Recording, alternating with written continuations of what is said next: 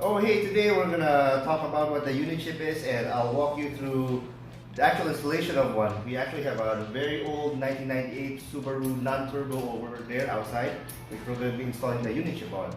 Basically what we have is this one. This is the Unichip. There are two flavors. This is the Unichip Q. The other one's a Unichip Q4. The basic difference is the Q4 has an additional port for throttle control, for the electronic throttle for the newer cars. Each Unichip comes with a unique diagram. It depends for your car. This one, every car has it. This is only accessible for the dealers, which is us here. You get it from the Unichip website. So every car has a different wiring diagram. And basically what the Unichip is, it is a piggyback computer.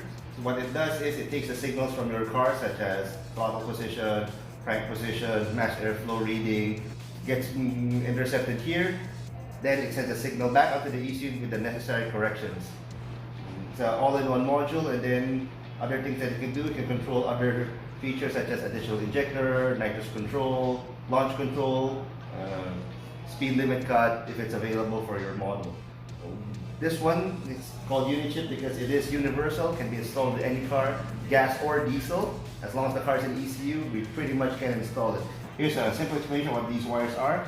First two ones here are power and ground, so 12 volts ground.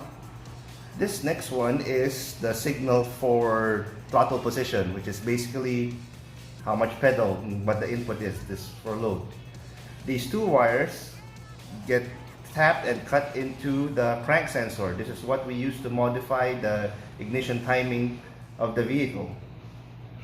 And then these next two ones get tapped into a fuel metering source, whether it be a map sensor or a mass airflow sensor. So the signal is intercepted, then a modified signal is sent out here. And this is pretty much typical of what we do in a gasoline engine.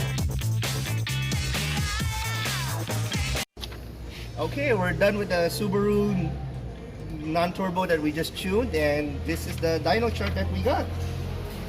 And not too bad. At this point here, at peak power, we got 10 horses. Then it's an average about 5-7 horses here. There's also about 10 horses here at the low RPM range where most people do their driving. This is pretty nice where the torque graph is. Before, there's a very big dip here from 105 down to around 79 foot-pounds. We got rid of that dip, and it's a better, flatter torque curve here. And at the initial step from 107, we got 126. So that's almost 20 foot-pounds more at a very low 1,900 RPM, which helps really in the response area. And by doing all of this, we actually lean the mixture a little bit more. So by leaning it, which means we put less fuel into the engine, so we're going to be saving about 8 to 10% of fuel economy costs with this tune. So overall, not a bad result for a 2-liter late 90s vintage car. Okay, Unichip comes in two flavors. This is Unichip Q and this is Unichip Q4. The primary differences are, as you can see here, the number of ports. This is the standard port where it interfaces with your car's ECU. And this is the Unichip Q. The Unichip Q4 has a lot of extra ports here. Primarily this one goes to the throttle pedal where we can adjust throttle sensitivity and get rid of that annoying delay which everybody hates.